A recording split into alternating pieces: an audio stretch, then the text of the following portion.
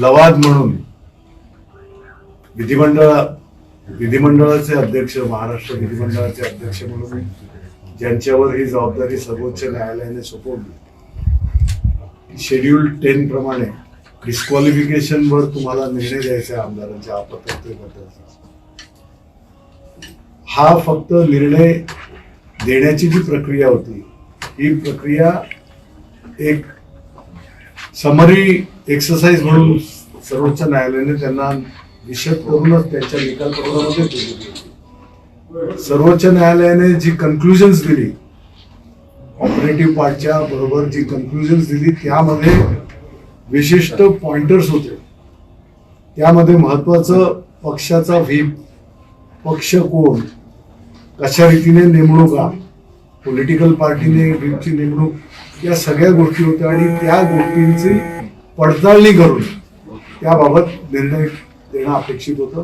आपल्या सगळ्यांना माहिती आहे की 11 मे 2023 रोजी सर्वोच्च न्यायालयाने आपला निर्णय दिला आणि हे प्रकरण, याच्यावरचं अपात्रतेबद्दलचं प्रकरणाचा निकाल देण्याचं काम हे महाराष्ट्र विधिमंडळाचे अध्यक्ष, जे ट्रायब्युनल म्हणून त्यांना हे करायचं असतं, त्यांना सोपवण्यात आलं. तुम्ही सगळ्यांनी पाहिलं 11 मे ते सप्टेंबर, ऑक्टोबर पर्यंत काही हालचाल होत नव्हती. पुन्हा आम्हाला सर्वोच्च न्यायालयामध्ये हे मेन्शन करावं लागलं आणि मग सर्वोच्च न्यायालयाने एक डेडलाईन ठरवून दिली की तुम्हाला 31 डिसेंबर पर्यंत कुठल्याही प्रकरणी ही सर्व सुनावणी घेऊन तुम्हाला निर्णय देणं भाग आहे.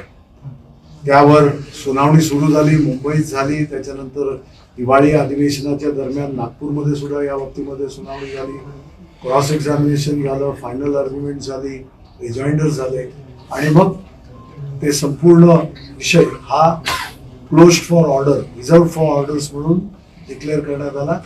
आणि आम्हाला अपेक्षा होती 31 डिसेंबर पर्यंत होईल, परंतु त्यामध्ये निर्णय देण्याची प्रक्रिया ही टेक्निकल बऱ्याचशा त्याच्यामध्ये ज्या काही गोष्टी तरतुदी वगैरे करण्याच्या होत्या आणि त्याचं एकंदरीत व्याप बघता लवादानी म्हणजे विधिमंडळाच्या अध्यक्षांनी पुन्हा एकदा सर्वोच्च न्यायालयाजवळ मागणी केली, अर्ज केला आणि त्यांना 10 जानेवारी मिळाली, जी आता उद्या 4 वाजता त्यांनी सांगितल्याप्रमाणे, जे कळलंय आम्हाला त्याप्रमाणे 4 वाजता हा निर्णय देण्यात येणार. अर्थात अपात्रतेचा निर्णय हे काय व्हावा काय नाही या एक क्रिस्टल क्लिअर आहे, याच्यामध्ये फार बघायची गरज नाही आहे.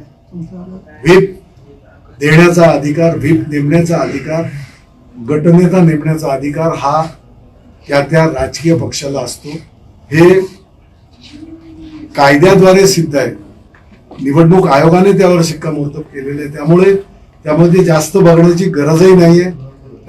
फक्त ज्या फॉर्मॅलिटीज म्हणून किंवा एक समरी एक्सरसाइज म्हणून ज्या काही गोष्टी बघायच्या असतात, त्यामध्ये विटनेस सुद्धा होते, त्या विटनेसचं क्रॉस वगैरे सगळं झालेलं आहे, निष्पन्न झालंय. त्यामुळे शिंदे गटाचे आमदार हे उद्या अपात्र होतील याची आम्हाला खात्री. पण पक्ष फुटलेला नाही, आम्ही फक्त आमचा नेता बदलला असा एक युक्तिवाद त्यांनी केलेला होता आणि खरं तर हाच युक्तिवाद गृहीत धरून निकाल दिला जाईल अशी एक चर्चा आहे किंवा तशा पद्धतीचं एक प्रिडिक्शन केलं जातं. सर्वोच्च न्यायालयाचा जो निकाल तुम्ही वाचला असेल, पक्ष फुटलेला नाहीये, पक्ष वगैरे यावर कन्क्लुजन्स आहेत आणि अपात्रता, आमदारांची अपात्रता शेड्यूल 10 खाली याला काही व्यवस्थित असे केलेले निकष आहेत. त्याला 21A, 21B ही जी कलम आहे, याद्वारे केलेली जी काय वर्तन, वागणूक, तुम्ही ज्या पद्धतीनं तुमचं वर्तन केलेलं आहे, तुमचे ऍक्ट्स आहेत, त्या याला लागून त्या गोष्टीला अगदी मेकॅनिकल टाईपचं, म्हणजे त्याच्यावर यांत्रिकी की हे असं किंवा इतर गोष्टींना वाव नाही, हे आहे, हे केलेलं हे दिसतंय आणि त्याप्रमाणे त्यावरची ऍक्शन आहे, तशा सगळ्या तर्काने हे झालेलं आहे. त्यामुळे फुटलेला नाही आहे हे ते वगैरे आर्ग्युमेंट्स आणि त्या प्रकारची प्लीडिंग्स ठीक आहे, परंतु हे सरळ सूर्यप्रकाशा इतकं स्वच्छ. तुमच्या म्हणण्यानुसार हे अपात्र कोणत्या मुद्द्यावरती ठरतील असं वाटते? कारण तुम्ही म्हणला की पक्ष एकच आहे, पक्ष फुटलेला नाही, मग अपात्रेचं निकष तुमच्या म्हणण्यानुसार काय असते? आता हे संपूर्ण विशद करणं म्हणजे, जर तुम्हाला आता जेव्हापासून ही सुनावणी सुरू झाली तोपर्यंत सगळं प्रत्येक सुनावणीचं हे सांगायला लागेल.